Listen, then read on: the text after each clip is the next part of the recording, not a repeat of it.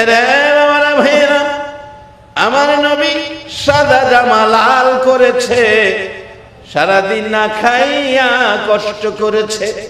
এই পরিবেশটা পৃথিবীতে রাখার জন্য, মানুষকে জাহান্নাম থেকে বাঁচাইয়া মানুষকে জান্নাতি বানানোর জন্য আজকে যারা মাহে রমজানে এই রোজাদার হইয়া রমজান মাসের বরকত পাওয়ার আশায় জান্নাতের দরজা যেই মাসে খোলা রয়ে গেছে, সেই দরজা দিয়ে জান্নাতে যাওয়ার আশায় যারা আজকের মাহফিলের মেহমান হয়েছেন, নিশ্চয়ই আমার আল্লাহ আপনাদেরকে জান্নাতি মেহমান বানাইয়া দিবে।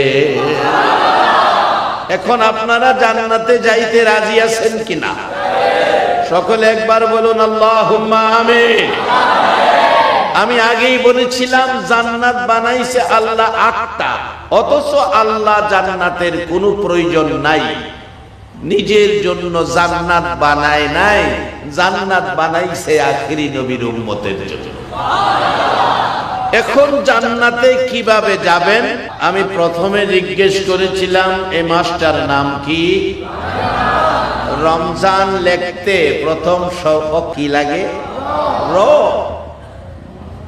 রমজানের রর মধ্যে যে বরকত, শুধু র, এত রহমত আপনাদের জন্য।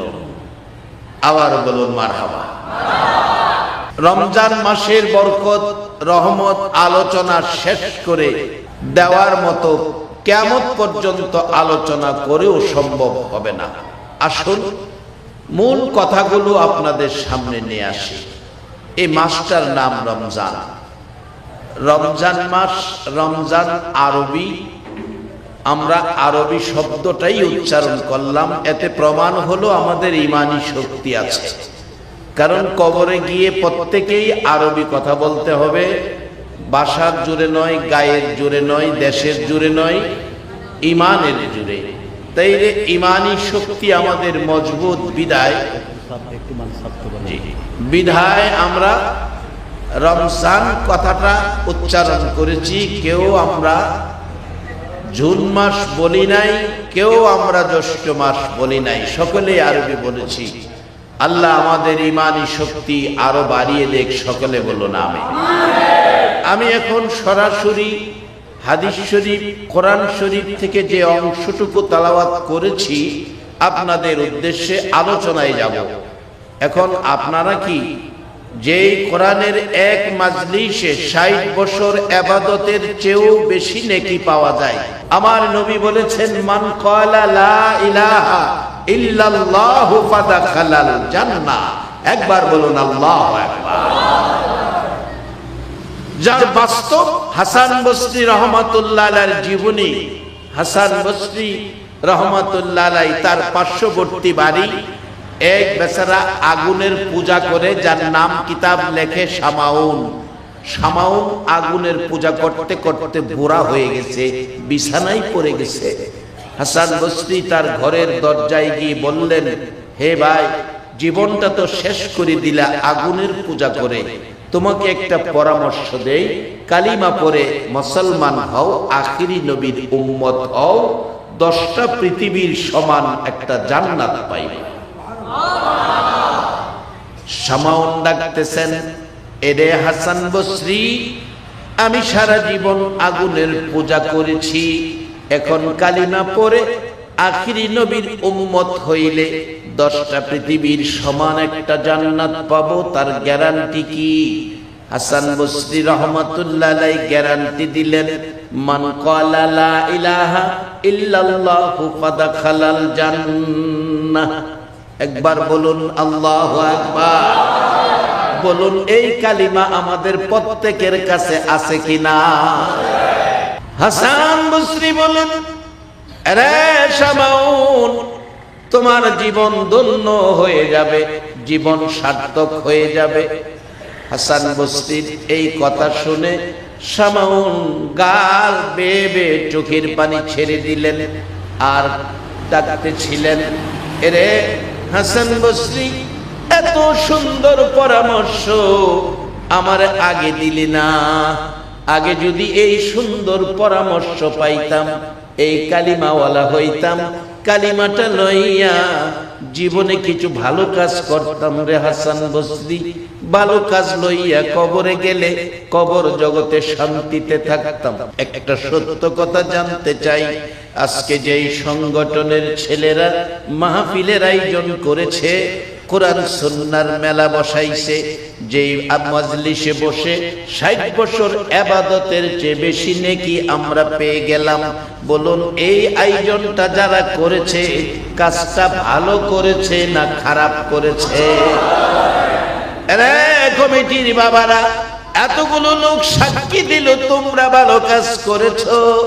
হাসান বসরি রহমাতুল্লাহ আলাইহির সাথে শামাউন বলতেছিলেন, জীবনে একটা ভালো কাজ করে যাইব এই সুযোগ সময় আমার নাই, বুড়া হয়ে গেছি, বিছানায় পড়ে গেছি আগুনের পূজা করতে করতে।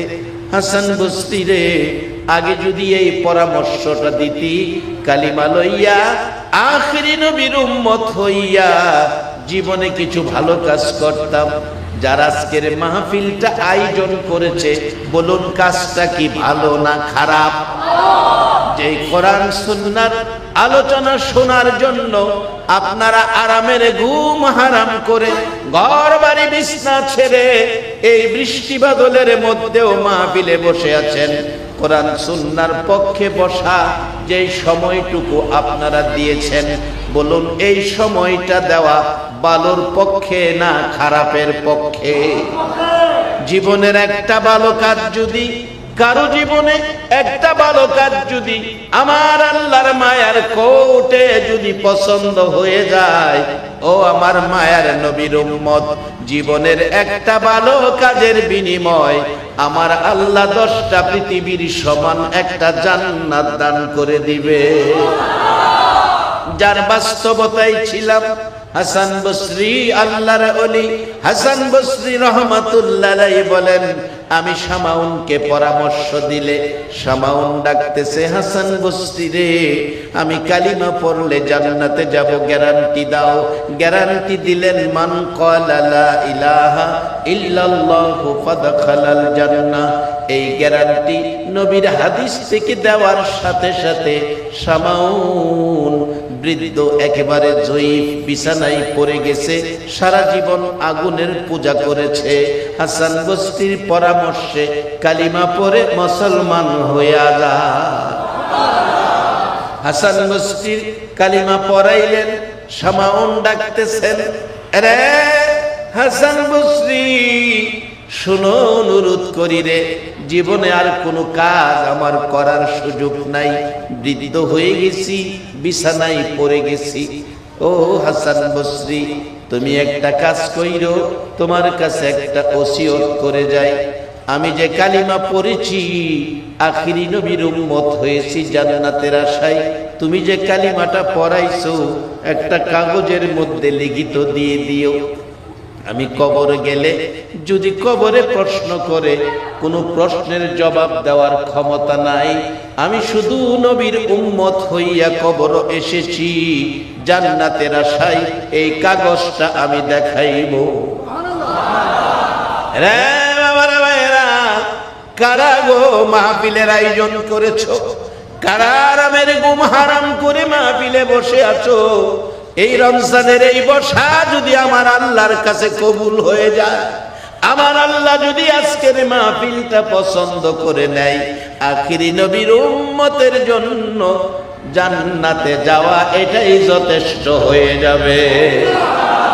হাসান বসরি ডাকতেছেন, শামাউন লিখিত দিলাম, এই লও লিখিত কাগজ। কাগজ হাতে লইয়া ডাকতেছে, হাসান বসরি রে, আর একটা কাজ করবি রে হাসান বসরি, যেদিন আমার মৃত্যু হবে, যেদিন আমার মৃত্যু হবে রে, শুনেছি মৃত্যুর পর বড়ি পাতার গরম পানির গোসল দেওয়া হয়, আমার শরীরে গরম পানি বাড়াইয়া বাড়াইয়া দিও। হাসান বসরি শুনেছি আজরাইল যখন রূহ বের করার জন্য আক্রমণ করে রে হাসান বসরি, সারাটা শরীরের রগ টাইনা টাইনা ছিঁড়ে ফেলে, এত কঠিন আক্রমণ করে রূহটা বের করে রে হাসান বসরি। শুনেছি আজরাইল এত কঠিন আক্রমণ করে রূহ বের করে হাড্ডির সাথে গোশত রাখে নাই। আমারে গরম পানি দিয়া তুমি গোসল দিও, তুমি নিজে কাফন পরায়ো, এই কাগজটা কাফনের ভিতরে দিয়ে দিও, জানাজা পড়ে তুমি কবরে নামায়ো। মৃত্যুর পরে হাসান বসরি রহমাতুল্লাহ আলাইহি বলেন তাই করা হলো। সবাই কবরে রাইখা চলে গেলেন। রাত্র গভীর, হাসান বসরি ঘুমের ঘরে ঘুমিয়েছে। শামাউন ডাকতেছে ঘুমের ঘরে স্বপ্ন যুগে, ও হাসান বসরি, এই লও তোমার কাগজ, আমার দরকার পড়ে নাই, তোমার কাগজ তোমাকে দিয়ে গেলাম। হাসান বসরি রে, আখিরি নবীর উম্মত হইয়া কালিমাটা লইয়া কবরে যাওয়ার কারণে আমার আল্লাহ আমারে জান্নাত দান করেছে। তোমার কাগজ আমার দরকার পড়ে নাই, তোমার কাগজ আমার প্রয়োজন পড়ে নাই।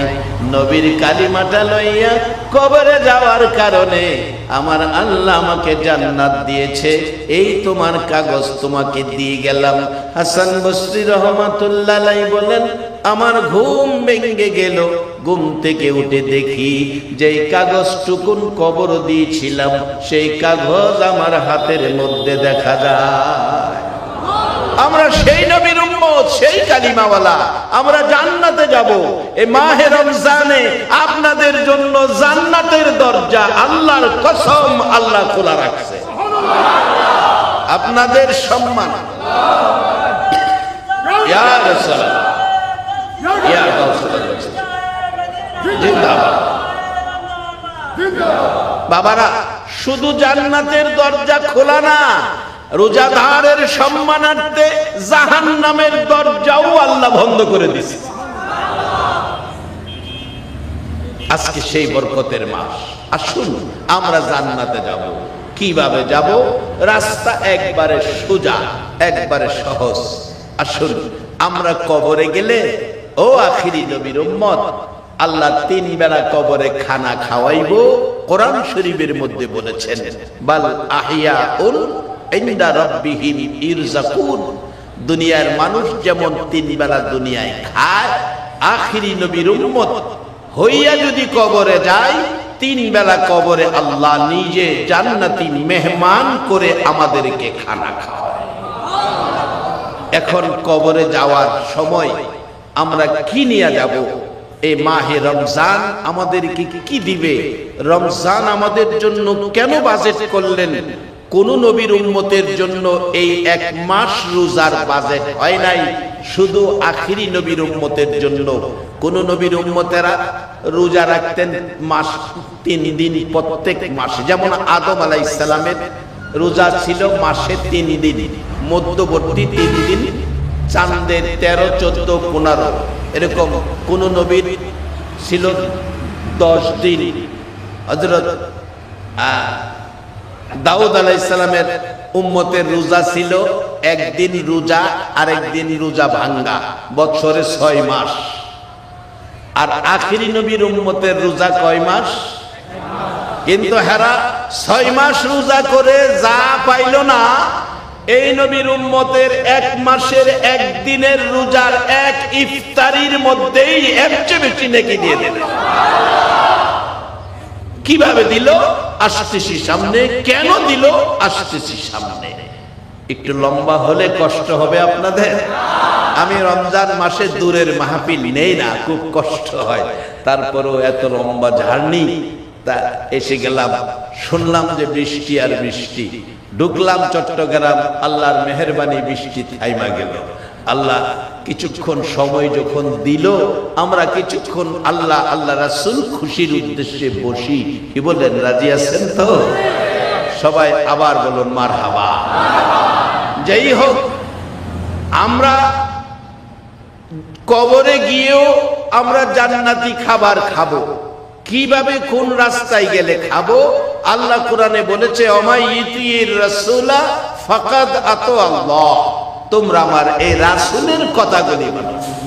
এই রাসূলের কথা, রাসূলের আদর্শ, রাসূলের দেখানো পথ, রাসূলের ভালোবাসা, রাসূলের তরিকায়, অর্থাৎ রাসূলের দেখানো রাস্তায়, রাস্তাকেই তরিক বলে, তরিকা। এই রাস্তা দিয়ে যারা কবরে আসবে তাদেরকে 3 বেলা খাওয়াবো। অন্য মানুষেরই কিন্তু 3 বেলা খাওয়াইতো না। যার বাস্তব, আমি প্রত্যেক বছর ওয়াজ করতে যাই মালয়েশিয়া। এই বছর গিয়ে দেখি এক নতুন ঘটনা। মালয়েশিয়া জায়গা বেশি, মানুষ কম। যারা মালয়েশিয়া থাকেন জানেন, চাইনারা সারা মালয়েশিয়া দখল করে রাখছে ফ্যাক্টরি দিয়া। ফ্যাক্টরির মহাজন মালিক যা আছে সব চায়না। মালাই ভাষায় যারা সবচেয়ে বড় লোক তাদেরকে ধাতু বলে, ধাতু। বড় লোক যারা আর কি, এরা হলো মালাই ভাষায় ধাতু। তো এই চাইনারা মারা গেলে এরারে মাটি দেওয়ার সময়, চাইনাদের যে কবরস্থান, মাটি দেওয়ার সময় এরা সাথে যা প্রয়োজন খাবার দাবারের জন্য সবকিছু দেয়া দেয়, টাকা পয়সাও দেয়, খাতা কলম সাথে দেয়া দেয়। সিগারেটের ফ্যাক পর্যন্ত কবরে দেয়া দেয়, খাতা কলম দেয়, টাকা পয়সা দেয়। এক বড় ধাতু বড় লোক মারা গেছে। এইবার যায় শুনি ঘটনা। এরে মাটি দিতে যায়া 6 লক্ষ রিঙ্গিত, মালয়েশিয়ান 1 টাকায় আমাদের দেশে 20 টাকা, 1 লক্ষে 20 লক্ষ, 6 লক্ষে 1 কোটি 20 লক্ষ টাকা। হে বড় ধাতু বড় লোক, এর সাথে দিয়া সিগারেটের ফ্যাক, চার কাপ, গ্লাস, চক, ডেকসি যা প্রয়োজন খাতা কলম সহ, যাতে হিসাব কিতাব কইরা খাইতারে, কবর দিয়া হেরে মাটি দিছে। আচ্ছা আপনারাই কোন খাতা কলম লইয়া কবরে হারা হিসাব করার সুযোগ সময় পাইব? ফিরার সুড়ে দইরাই তো কুল পাইবে। আরে কোরআন বলছে কবর খাইলে আখিরি নবীর উম্মতেরা খাইব। একবার বলুন আল্লাহু আকবার। সে নবীর উম্মত হইতে রাজি আছেন তো? বাংলাদেশের মানুষ রাজি, খাস করে চট্টগ্রামের মানুষ রাসূল প্রেম, অলি প্রেম। চট্টগ্রামে কথা বলতে শান্তি লাগে, অন্য জায়গায় কথা বলি, ওয়াজ করি, দেহের খোরাক পাই, রূহের খোরাক পায় না। চট্টগ্রামে আলোচনা করতে বসলে শুধু দেহের খোরাক নয়, রূহের খোরাক পাই। তাই অনেক সময় মনের থেকেই গজল গাই, তোমরা শোনো গো বসিয়া মদিনাতে কান্দে নবী উম্মতের লাগিয়া। তোমরা শোনো গো বসিয়া মদিনাতে। বাজান গুনাহ হইলে আমারে দিয়ে দেন, নবীর শানে গান। নবীর শান যারা বাড়াবে আল্লাহ তাদের মান বাড়াবে। তোমরা শোনো গো বসিয়া মদিনাতে কান্দে নবী। হ্যাঁ, তোমরা শোনো গো বসিয়া মদিনাতে কান্দে নবী। আবু জাহেল চাচা ছিল, বাতিজাকে নাচি নিল। আবু জাহেল চাচা ছিল, বাতিজাকে নাচি নিল। ধন্য হলো বাংলাদেশি নবীর আশেক হইয়া, হায়রে ধন্য হলো বাংলাদেশি নবীর আশেক হইয়া। তোমরা শোনো গো বসিয়া মদিনাতে কান্দে নবী উম্মতের লাগিয়া। তোমরা শোনো গো বসিয়া মদিনাতে কান্দে নবী। আপনার আমার মায়ায় মদিনার জমিনে আমার নবী শুয়া শুয়া কান্দে। রওজা পাকে শুয়া শুয়া কান্দে আর ডাকে, পৃথিবীর উম্মতেরা রে একটা বার মদিনায়। আমি তোদের মায়ায় মদিনার মাটিতে পড়ে আছি। ইচ্ছে করলে আমি আরশের মেহমান হতে পারতাম, ইচ্ছে করলে সিদরাতুল মুনতাহায় যেতে পারতাম, ইচ্ছে করলে জান্নাতুল ফিরদাউসের আরামের জায়গায় থাকতে পারতাম। কোথাও যাই নাই রে উম্মতেরা, শুধু তোমাদের মায়ায় মদিনায় পড়ে আছি। যদি পারো একটা বার আসো মদিনায়, আমি নবীর রওজার পাশে দাঁড়াও, মন ভরে আমাকে সালাম দাও। আমি নবী শুনে শুনে তুমি উম্মতের জন্য আমি সুপারিশকারী হয়ে যাব। হাদিস শরীফে নবীজি ওয়াজ করেছেন, মান যারা কবরি ওয়াজাবাত লাহু শাফাতি। যে ব্যক্তি নবীর রওজাটাও মহব্বতে একদিন জিয়ারত করে আসবে, রাসূল বলেন তাকে সুপারিশ করে জান্নাতে নেওয়া নবীর উপর ওয়াজিব হয়ে যাবে। আমরা সেই নবীর উম্মত, যেই নবী এখনো মদিনায় শুয়ে আপনার আমার মায়ায় কাঁদতেছে। আজকে সেই নবীর উম্মত হয়ে আমরা কোন দিকে যাইতে হবে? আসুন যাই। কোন দিকে চলে গেলাম? জান্নাতের দরজা খোলা রমজান মাসে। আচ্ছা, এটা ফায়সালা আপনারা দেন তো দেখি। রমজান মাসে জান্নাতের দরজাটা খোলা, তাহলে এই জান্নাতের দরজাটা যদি রমজানে খোলা হয়, তাহলে আমরা ধারণা করতে পারি এটা কার জন্য খোলা হবে? যারা রমজানের রোজা রাখছে। কিন্ডারগার্টেন স্কুল সকাল 8টায় দরজা খুলে দিছে, সকাল 8টায় দরজা খুলে দিল কিন্ডারগার্টেন স্কুলের। এটা কি আমাদের মতো বুড়া মানুষের লেগা? এটা কার লেগা খুলছে? স্কুলের ছাত্র ছাত্রীদের জন্য, আমরা লেগা না। তা রমজান মাসে যদি জান্নাতের দরজা খোলা হয়, স্বাভাবিকভাবেই বোঝা যায় যে এটা রোজাদারের লেগে খুলছে। মুসা আলাইহিস সালাতু সালামের মতো নবী ডাকতেন, রব্বি আরিনি, আল্লাহ আমি তোমাকে দেখতাম। আল্লাহ বলতো না না, সম্ভব না, লান তারানি, কখনো এই চোখে আমাকে দেখা সম্ভব নয়। মুসা নবীর মতো নবী হই এ আল্লাহকে দেখা সম্ভব নয়, তাহলে আমরা কিভাবে দেখব? আসলে মুসা আলাইহিস সালাম সব সময় বলতেন আমি দেখতাম। আল্লাহ বলে না, পারবি না। একদিন তো বলে ফেললো, আল্লাহ বললেই কেউ পারবো না, দেখা দিয়া দেখো পারি কিনা। আল্লাহ তাইলে তুর পাহাড়ে যাইস। তুর পাহাড়ে মুসা আলাইহিস সালাম সকাল থেকে অপেক্ষায়, আল্লাহ দেখবো। আল্লাহ পাক 70,000 নূরের পর্দার ভিতর থেকে একটা পর্দা উঠাইয়া সুইয়ের মাথা পরিমাণ ছিদ্র দিয়ে তুর পাহাড়ে নূরের ঝলক মারলে পাহাড় পুরে ছাই। মুসা আলাইহিস সালাম বেহুশ। অনেকদিন পর জ্ঞান ফিরলে আল্লাহ জিগায়, ও মুসা, তোর আল্লাহরে কেমন দেখছস? মুসা আলাইহিস সালাম কো, আল্লাহ কি এর দেখলাম, কি যেন একটা বিজলি মারলো, আমি কি আর কইতারি, আমি তো বেহুশ। আমার আল্লাহ কয়, মুসা রে, আগেই তো কইছিলাম এই চোখে দেখা সম্ভব নয়। মুসা নবীর মতো নবী পারে না দেখতো, মানে আমরা কেমনে পৃথিবীর মালিক দেখবো? আল্লাহ বলেন তোমরা আমাকে পাইতে, আমাকে দেখতে, আমার সাথে সম্পর্ক করতে আমি দুইটা জিনিস তোমাদের কাছে দিলাম। একটা হলো রিসালাত, আরেকটা হলো বেলায়াত। বেলায়াত আর রিসালাতের চোখে যারা তাকাবে তারা আমি আল্লাহর দেখা পেয়ে যাবে। সেই বেলায়াতের ওলিদের সাথে আজকে সম্পর্ক করতে আপনারা রাজি আছেন কিনা? ওই রিসালাতের নবী, উম্মতের দরদি, উম্মতের কান্ডারি, সেই নবীর মাধ্যমে আল্লাহ দেখতে আপনার আশা আকাঙ্ক্ষা আছে কিনা? তাহলে আসুন আমরা রিসালাত আর বেলায়াতের মাধ্যমে ওই পৃথিবীর মালিকটাকে তালাশ করি। কিভাবে যাব?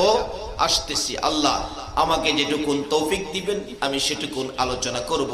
তার আগে আমরা যারা আজকের মাহফিলে এসেছি আমাদের দাবিগুলো সবগুলো পুরা হবে কিনা আসুন দেখি সামনে বাড়ি।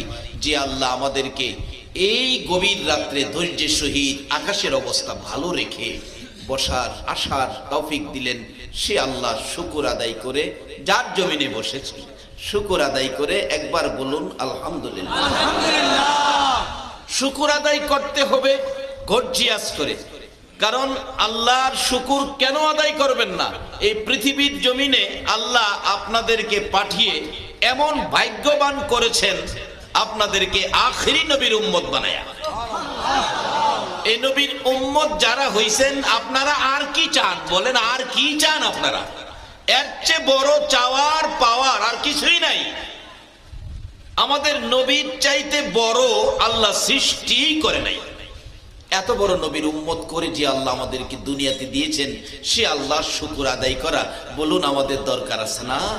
আর যে নবীর উম্মত হওয়ার জন্য নবী রাসূলগণ দরখাস্ত করতেন, আল্লাহ আমরা যদি আখিরি নবীর উম্মত বানাইতা, আজকে বিনা দরখাস্তে যে আল্লাহ আমাদেরকে আখিরি নবীর উম্মত বানিয়েছেন, সে আল্লাহর শুকর আদায়ের আওয়াজ একটু গর্জিয়াস হওয়া দরকার। আওয়াজটা আরো জোরে সরে সকলে বলুন আলহামদুলিল্লাহ। যাই হোক, আমরা শুকর আদায় করলাম। বলুন কার শুকর আদায় করেছি? আবারও বলুন কার? এই আল্লাহর শুকর আদায় করা আমাদের দরকার। কেন শুকর আদায় করবেন না? আজকে আপনারা যারা মাহফিলে আসছেন, এই মাহফিলে আসাতে 3টা পুরস্কার আপনাদের জন্য আল্লাহ পাক বাজেট করেছে। বাড়িঘর ছেড়ে, বাসা বাড়ি ছেড়ে, বিবি বাচ্চা ছেড়ে, বিছনা ছেড়ে মাহফিলে বসে আছেন। আল্লাহ বলেন তোমাদের 3টা পুরস্কার বাজেট। প্রথম পুরস্কারটা হলো জীবনের গুনাহগুলো আমি আল্লাহ মাফ করে দিই। প্রশ্ন আসতে পারে, হুজুর আমরা তো কেউ মাপ চাই নাই। মাপ চাইতে হবে না, যে নবীর উম্মত হইছেন মাপ চাইতে হয় না, তো ফায়সালা হয়ে গেছে। তো কোরআন শরীফ আমার মুখের কথা না। কুল ইয়া ইবাদিয়াল্লাযীনা আসরাফু আলা আনফুসিহিম লা তাকনাতু মির রাহমাতিল্লাহ। নবীর সাথে ফায়সালা করছে, বন্ধু গো, নবী গো, আপনার উম্মতেরা অর্থাৎ আমার বান্দারা, আল্লাহ বলতেছেন গুনাহ করে তারা কি ভয় পাইতেছে? আপনি বলে দেন গুনাহ করলে করছে, তারা যেন আমার রহমত থেকে দূরে সরে না যায়। এটা কিন্তু আজ কোরআন শরীফের আয়াত কিন্তু আজকে নাযিল হয়েছে না, 1400 বছর আগেই ফায়সালা। এখন খালি মাপ নিবেন, শর্ত হলো নবীর উম্মত হইতে হবে। মাপটা তো নবীর উম্মতের জন্য। ও নবী আপনি বলে দেন তারা গুনাহ করে আমারে ভয় পাইতেছে, গুনাহ করলে করছে, তারা যেন আমার রহমত থেকে গুনাহ লইয়া দূরে সরে না যায়। গুনাহগাররা ডাহে রহমতের আশাই থাকতো। সুবহানাল্লাহ বলুন। আচ্ছা আপনাদের এলাকায় রাত্রে যদি কোন চুর ঘরে ঢুকে মালামাল গাঠুরি বানায়া লইয়া যাইতেছে গা চুর, বাড়িওয়ালা দেখলে কি চুরেরে কিছু কইতো না? আমাদের এলাকায় সাইজ কইরা, আপনারা কি সেইটা দিবেন? নাকি কেউ এরকম বলবেন, চোর ভাই সাহেব সারা রাত জাগ্রত থেকে চুরি করে মালামাল গাঠুরি বানাইছেন, আচ্ছা আমার কিছু বলার নাই, আপনি কষ্ট করছেন, মাল লইয়া যান, কিন্তু সকালে নাস্তাটা খাইয়া যায়েন। আল্লাহ তো এই পরিমাণই বলতেছে, নবী গো আপনি বলে দেন আমার বান্দারা গুনাহ করে আমারে ভয় পাইতেছে, আপনি বলে দেন গুনাহ করলে করছে, তারা যেন গুনাহ লইয়া আমার রহমত থেকে দূরে সরে না যায়। আপনাদের কথা 1400 বছর আগেই ফায়সালা হয়ে গেছে। আচ্ছা আগাম জামিন কয়, আগাম জামিন আমাদের দেশে কোন কোন লোকদের দেখবেন আগাম জামিন হয়, সম্মানী ব্যক্তির নামে কেস, কোর্ট আগাম জামিন দেয়া দেয়। আল্লাহ কয় দুনিয়ার সাধারণ একটা সম্মানী ব্যক্তি আগাম জামিন হয়। আমি আমার আখিরি নবীর উম্মতের সম্মানের কথা কোরআন শরীফে বলেছি, কুনতুম খায়রা উম্মাতিন উখরিজাত লিন-নাস, আমিও তাদের জন্য আগাম জামিনের ব্যবস্থা করেছি। জামিন ওই যে 1400 বছর আগেই বলেছে। নবী গো আপনি বলে দেন তারা গুনাহ করলে করছে, গুনাহ নিয়ে যেন আমার রহমত থেকে দূরে সরে না যায়। যদি আমার রহমতের আশায় থাকে, আমি তাদের জীবনের গুনাহগুলো কি করব? ইন্নাল্লাহা ইয়াগফিরুয যুনুবা জামিয়া, সব গুনাহ জমাবো, জমায়া কি করব? ইন্নাহু হুয়াল গাফুরুর রহিম, আমি গাফুরুর রহিম খোদা, সব আমি মাফ করে দেব। 1400 বছর আগেই আমরা মাফ হয়ে গেছে। এখন শর্ত হলো নবীর উম্মত হইবে, হইলেই মাফ, চাইতে হবে না। প্রশ্ন আসতে পারে হুজুর অন্য নবীর উম্মতেরা তো এইভাবে মাপ পায় নাই, আমরা এইভাবে মাপ পাওয়ার কারণটা কেন, কোত্থেকে পাইলাম, কেন এই সুযোগটুকুন পাইলাম? এই যদি জানতে হয় যেতে হবে গো আমার নবীর জীবনী। আমার নবী 63 বছর জিন্দেগি, কোনদিন রাত্র ভরে ঘুমায় না, কোনদিন আমার নবী ভালো বিছানায় পিঠ লাগায় না, কোনদিন আমার নবী পেট ভরে খানা খায় না, কোনদিন আমার নবী ভালো পোশাক গায়ে দেয় না। একটাই ব্যথা, শুধু আপনার আমার জন্য। আল্লাহু আকবার বলুন। আম্মা জান আয়েশা সিদ্দিকা বলেন, আমার নবী উম্মতের ব্যথায় সব সময় ব্যতীত থাকতেন। একদিন আমি প্রশ্ন করেছিলাম, ইয়া রাসূলুল্লাহ, জীবনে কত জায়গায় মার খেয়েছেন, যুদ্ধের ময়দানে কত জায়গায় ব্যথা পেয়েছেন? নবী গো, আমি আয়েশা জানতে চাই কোন দিনের মার বেশি কষ্ট, বেশি দুঃখ, বেশি ব্যথা হয়েছে? আমার নবী আম্মা জান আয়েশা সিদ্দিকার দিকে তাকাইয়া এতিমের মতো চোখের পানি ছাড়ে। রে আয়েশা, মায়ের কথা মনে করিস না রে, আমি তায়েবের জমিনের মায়ের আমি ভুলতে পারি না। আয়েশা রে, তায়েবের জমিনে রে আমারে যুবকেরা মারতে মারতে রে বেহুশ করে ফেলে দিয়েছে, আমি উঠতে পারি না, আমার টাইনা টাইনা দাঁড় করাইছে, হাঁটতে পারি না, ধাক্কা দিয়ে হাঁটাইছে, আবার মারছে রে। এইভাবে সমস্ত শরীর রক্তাক্ত করেছে রে আয়েশা, সাদা জামা রক্তে লাল লাল হয়েছে রে আয়েশা। রক্ত মাখা দুইটা হাত বাড়াইয়া বলেছিলাম, যুবকেরা রে, আমারে কোন অপরাধে মারো? আমি কি অপরাধ করেছি? কেন এইভাবে আমারে মারতেছো? তোমরা কি মায়া লাগে না রে যুবক? আজকে কারাগো, আজকের মাহফিল কমিটির যুবক ভাইরা সেই নবীর মেরাজ স্মরণ করে নবীর ভালোবাসায় মাহফিল করেছো। আমার মন বলে তোমাদেরকে রেখে আমার নবী ফুলসিরাতের ফুল পার হবে। দয়ার নবী, মায়ের নবী যুবকদের আগাতে রক্ত মাখা দুইটা হাত বাড়াইয়া ডাকে, রে যুবকেরা, আমরা আর মারিস না রে, আমি সইতে পারি না, আর মারিস না। তোরা কি জানোস না আমার মা নাই, আমার বাবা নাই? তারপরও নবীকে মারতে মারতে 3 বার করে বেহুশ করে ফেলেছে। দয়ার নবী, মায়ার নবী বেহুশ, জ্ঞান ফিরে না। যুবকেরা ভাবছে নবী দুনিয়া থেকে বিদায় হয়ে গেছে, চলে গেলেন।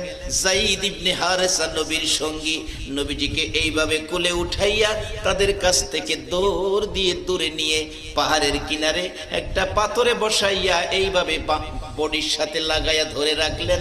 রক্ত মাখা জামা ঘো রক্তে লাল লাল হয়ে গেছে। আমার নবী জ্ঞান ফিরে না, যায়েদের কাঁধের উপর মাথা রেখে চোখ দুইটা বন্ধ, মন কয় নবী যেন দুনিয়ায় নাই। জিবরাইল এসে ডাক দিলেন, ইয়া রাসূলুল্লাহ, আমি জিবরাইল এসেছি, বলুন গো কে ব্যথা দিয়েছে, অনুমতি দেন, এখন তাদেরকে শেষ করে দিব। আমার নবী চক্ষুটা খুলে ডাকে, জিবরাইল রে, অনুমতি দিব না রে, বিচার করে শেষ করে দেওয়ার জন্য আমি একটা দাবি করব, আমার এই রক্ত মাখা জামা রে জিবরাইল আমি আমার আল্লাহর আরশে জমা রাখবো, তাদের বিচার চাই না রে, রক্ত মাখা জামার বিনিময় আমার কোটি কোটি উম্মতের যেন ক্ষমা করে দেয়। দয়ার নবী, মায়ার নবী এত ব্যথায় ব্যতীত হয়েছিলেন যে ময়দানে আম্মা জান আয়েশা সিদ্দিকাকে বললেন, আয়েশা রে, তায়েবের জমিনের মার আমি ভুলতে পারি না।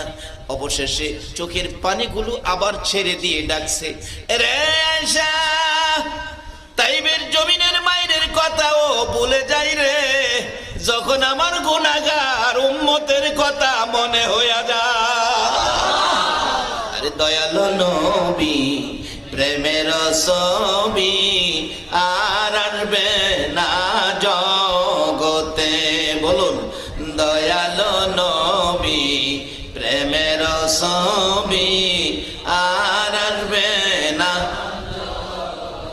হাসর দিনে উম্মত বিনে, হাসর দিনে উম্মত বিনে যাবে না নবীজি বেহেশতে। দয়ালু নবী প্রেমের ছবি আর আসবে না জগতে, আমার দয়ালু নবী প্রেমের ছবি আর আসবে না। 63 সাল জিন্দিগি কাছে বলে উম্মতি, 63 সাল জিন্দিগি কাছে বলে উম্মতি, এখনো কান্দে শুয়ে মদিনাতে নবী এখনো কান্দে শুয়ে মদিনাতে দয়ালো নবী প্রেমের ছবি আর আসবে না জগতে আমার দয়ালো নবী প্রেমের ছবি আর আসবে না।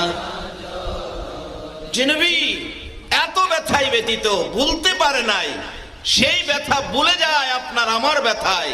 বলুন এই নবী চিনা, নবীর পক্ষে যাওয়া, এই নবীকে ভালোবাসা দেওয়া আমাদের দরকার আছে কিনা? এই নবীর ভালোবাসা ব্যতীত অলি হওয়া যায় না, এই নবীর ভালোবাসা ব্যতীত আল্লাহ পাওয়া যায় না। নবীকে ভুলবেন কিভাবে? উত্তম ইবাদত নামাজ। নামাজ পড়তে আজান দিবেন, আজানে নবী আছে কিনা? একদিনের জন্য আজানে মুয়াজ্জিন সাহেব নবীর নাম বাদ দিয়ে আজান দিছে, বলুন চাকরি থাকবে? এক ওয়াক্ত মাত্র, এক ওয়াক্ত নবীর নাম বাদ দিছে আজানে, নবীর নাম উচ্চারণ করে নাই। যত বড় বেচারাই হোক, যত বড় শিক্ষিতই হোক, যত বড় আলেমই হোক, মুফতি মুহাদ্দিস মুফাসসির হোক, আজানে নবীর নাম উচ্চারণ করে নাই, বলুন তার চাকরি থাকবে? আজানে নবী, আকামতে নবী, নামাজের ভিতরে সালাম নবীকে দিতেই হবে, না দিলে নামাজ উত্তম ইবাদত। তারপরও দেখেন 5 ওয়াক্ত নামাজের প্রথম ওয়াক্ত ফজর, ফজর নামাজ 4 রাকাত, এটারে বন্টন করেন 4 রাকাত। কিভাবে বন্টন করবেন? 4 রাকাত কিভাবে? ঘুমায় নিয়েছেন আপনারা? 4 রাকাত কিভাবে? 2 রাকাত সুন্নত, 2 রাকাত সুন্নত আগে পড়বেন না ফরজ আগে পড়বেন? এ কি আশ্চর্য! প্রথম ওয়াক্ত সুন্নত দিয়া রাখছে আগে, এটা তো পরে দেওয়ার কথা। সুন্নত আগে দেওয়ার সিস্টেম কেন হলো? এটাই প্রমাণ করে যেই নবীর উপরে সুন্নত পড়া হয়, এই নবীর সৃষ্টি যদি না হইতো নামাজের সৃষ্টি হতো না। একবার মক্কার মদিনায় ঝগড়া লাগছে। মক্কা কয় মদিনা রে তোর তো কিছুই নাই, আমি মক্কা কত দামি। মদিনা জিগাই এত দাম তোর কি দিয়া হলো? এবার মক্কা জবাব দেয় তুই টের পাস না কি দিয়া হলো? আমার মধ্যে জমজম, মিনা মুজদালিফা, সাফা মারওয়া, আরাফা, খানায়ে কাবা, তোর মধ্যে কি আছে? মদিনা কয় ও মক্কা, যেটা লইয়া বাহাদুরি করতেছস বাহাদুরি কম করিস। শোন, জমজম, মিনা মুজদালিফা, আরাফা, খানায় কাবা লইয়া বাহাদুরি করস। হ্যাঁ, আমি মদিনার দিকে তাকিয়ে দেখ, এমন এক নবী আমার বুকে ঘুমাইছে, যেই নবী না হইলে তোর খানায় কাবাও হইতো না।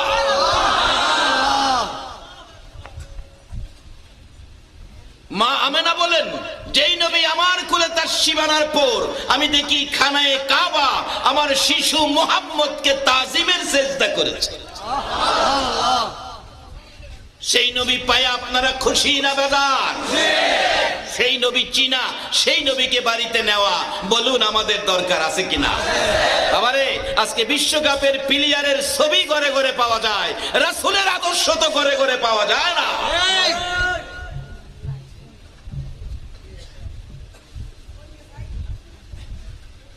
বাবারা, কিছু রোজগার করুন।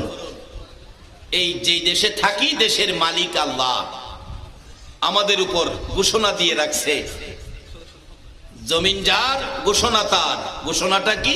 কুল্লু নাফসিন যায়িকাতুল মাউত, আমাদের সকলকে একদিন মৃত্যুর কুলে ঢলে পড়তে হবে।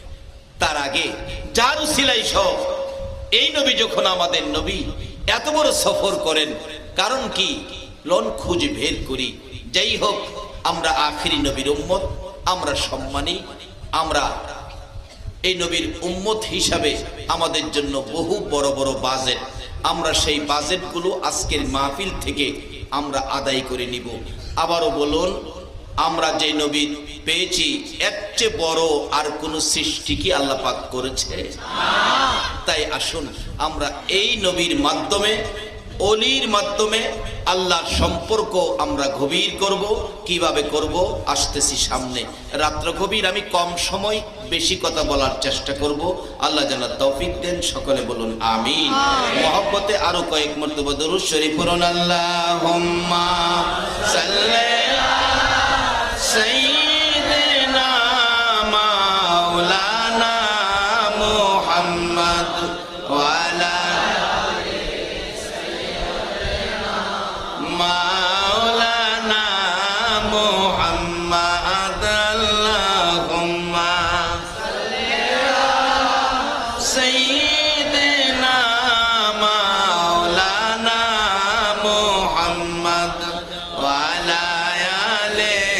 সাইয়েদেনা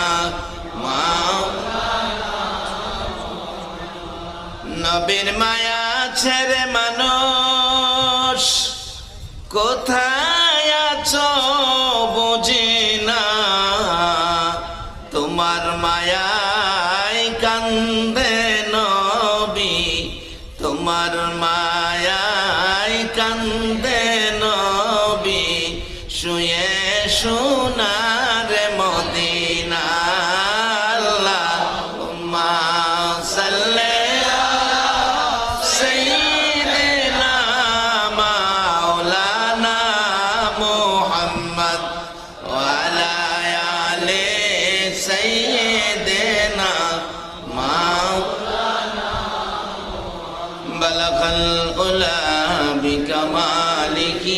كشفت الدجى بجمالك حسنت جميع خصالك صلوا। বলতেছিলাম যে নবীর উম্মত হইলে এমনিতেই মাপ পাওয়ার পিছনে কান্নাকাটি ছিল আমাদের নবী। নবীর জীবনে কোনোদিন রাত্র করে ঘুমায় না, উম্মতের জন্য কাঁদতেন। শুধু দুনিয়াতে নয়, হাসরের জমিন যেদিন কায়েম হবে, আল্লাহ পাক বিচারের কোট নিয়ে বসবেন। আল্লাহ পাকের আসনের ডাইন পাশে 312 জন নবী রাসূলের বিশিষ্ট আসন, বাম পাশে থাকবেন একটা আসন। সবাই আসন ভরপুর বসে গেলেন, বিচারের কাজ শুরু হবে। কিন্তু সবাই অপেক্ষা, বিচার তো শুরু হচ্ছে না। আল্লাহ পাক ডাক দিবেন, জিবরাইল, বাম পাশের আসনের আমার বন্ধু কোথায়? আমার বন্ধু না আসা পর্যন্ত বিচারের কাজ শুরু হবে। প্রশ্ন আসতে পারে, হুজুর বাম পাশে একটা আসন, এটা কোন বন্ধু? এটা হলেন আমার আপনার নবী।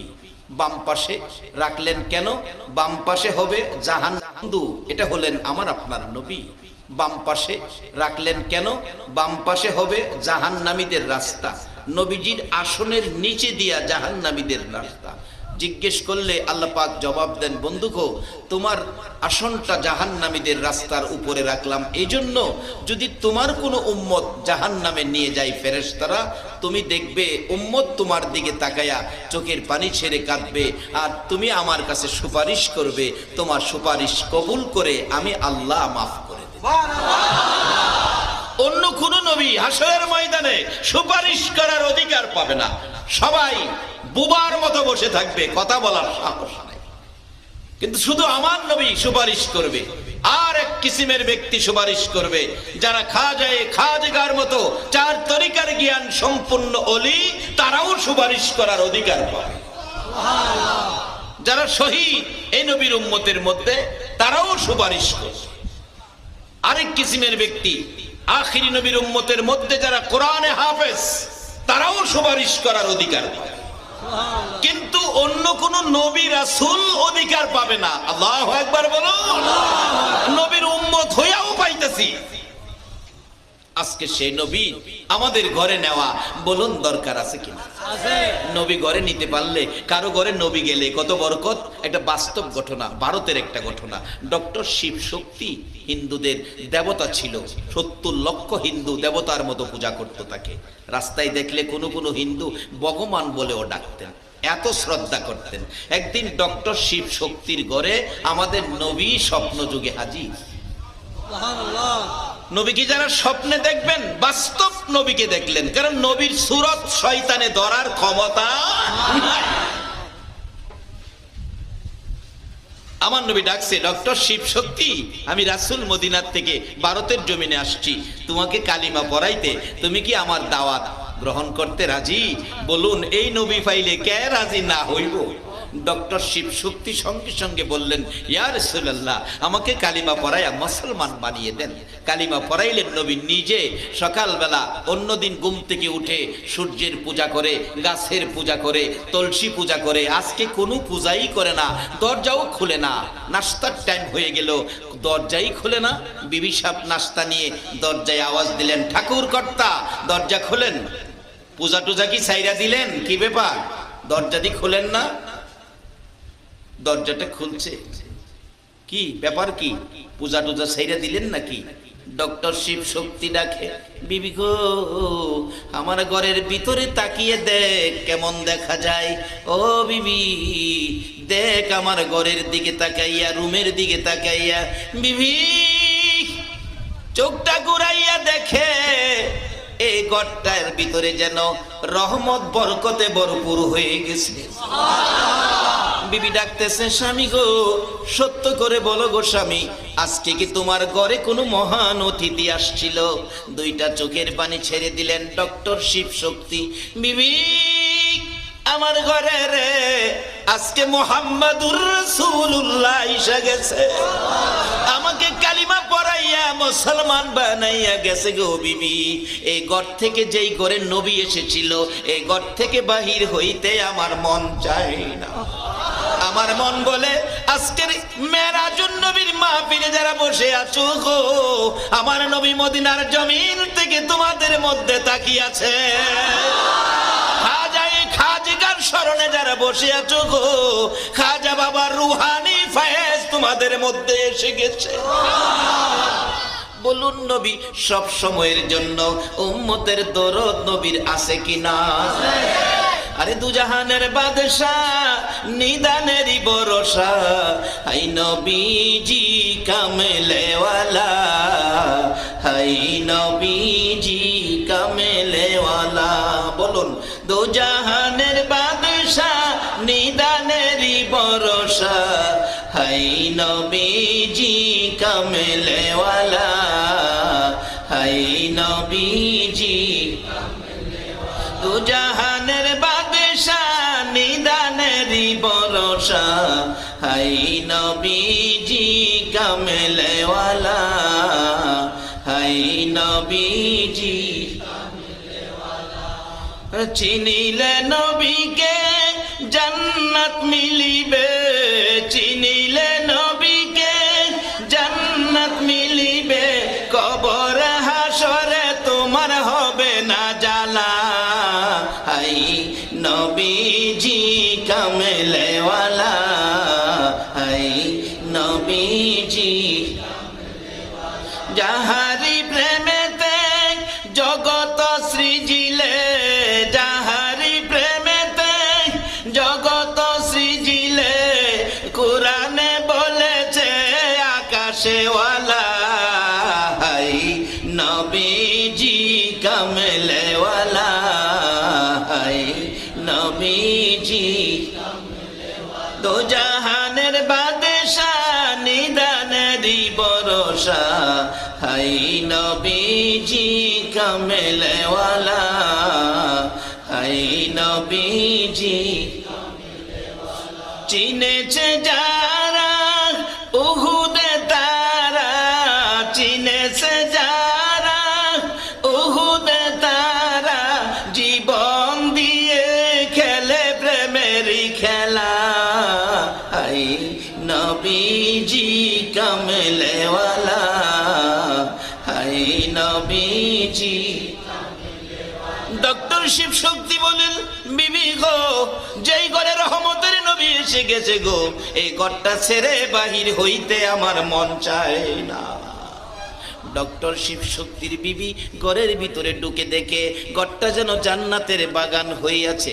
ডাকতেছে, স্বামী গো বাহির যখন হইলা না, নাস্তার সময় হয়েছে, আমি নাস্তা তৈয়ার করে আপনার সামনে এসেছি, নাস্তা খান, রুটি খান, তরকারি খান, বাজি খান, ডিম খান। ডক্টর শিব শক্তি বলে, বিবি গো রাসূল আমাকে কালিমা পড়াইয়া মুসলমান বানাইছে, তোমার হাতের নাস্তা তো আমি আর খাইতে পারি না।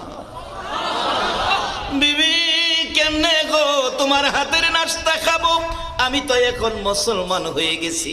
ডক্টর শিব শক্তির বিবি বলেন, স্বামী গো এত দিনের ভালোবাসা গো কিছুক্ষণের মধ্যে ভেঙ্গে দিও না, রুটি খাও, রুটি খাও, তরকারি খাও, না তোমার হাতের নাস্তা আমি আর খাইতে পারি না।